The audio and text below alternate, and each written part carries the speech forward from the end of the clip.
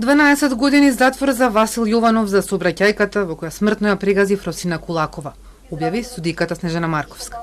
Таткото на Фросина револтирано ја напушти судницата.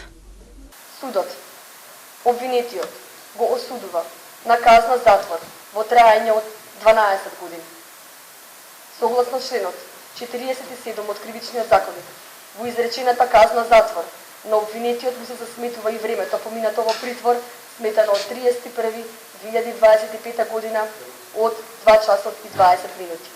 Согласно членот 38В, став 4, во врска со став 1 од Кривичниот законник, на обвинетиот Васил Јованов од Скопје, му се изрекува и казна забрана на управување со моторно возило од Б категорија во траење од 5 години, која опфаќа забрана за издавање на возачка дозвола сметано од денот на правосилноста на пресудата.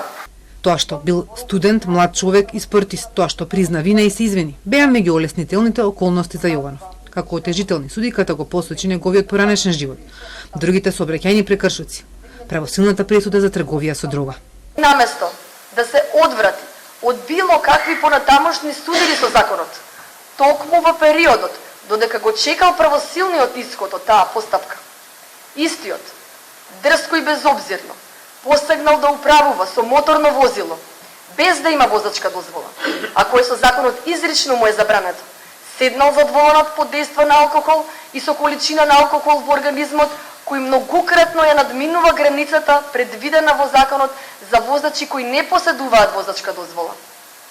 И во таква состојба развил брзина на движење од 91 км на час во населено место со фреквенција на минувачи, за да потоа на запалено црвено светло на семафор на задолжително запирање продолжи со движење на обележан пешачки премин, каде удира пешак кој се движел прописно на обележаниот пешачки премин.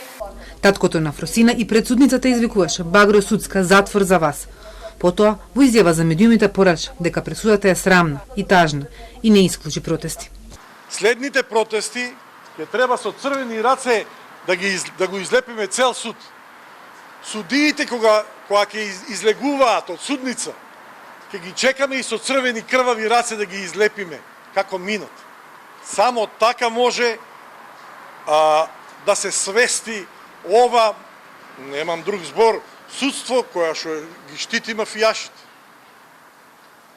12 годишна казна е награда за вакво најбрутално можно убиство во сообраќајот. Награда. Затоа во држава во која дилерите на дрога и немилосрдни убици се прогласуваат за светци, спортисти, посветени студенти, според зборовите на одбрана, а што очигледно, најмалку наивно, беше прифатено од судскиот систем, судијата, според казнениот систем, па ете таква и е срамна пресудата. Адвокатот на Јованов ќе се жали на апелација. Обвинителството дополнително ќе одлучи. Секако е трагичен настан, но не може од овој настан да се спроведува, да се започнува со спроведување на нова казнена политика во Република Македонија. Само за тоа ми е преговор. Сметам дека судот не ценеше во доволна мера искреното каење и личноста на сторител. Казната е превисока.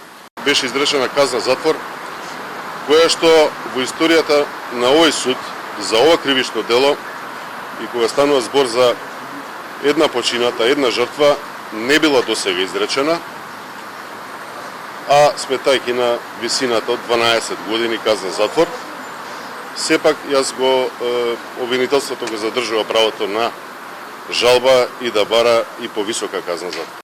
Пресудата во судницата ја слушаа и родителите на Јованов.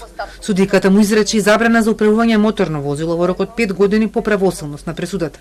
Јованов останува во притвор.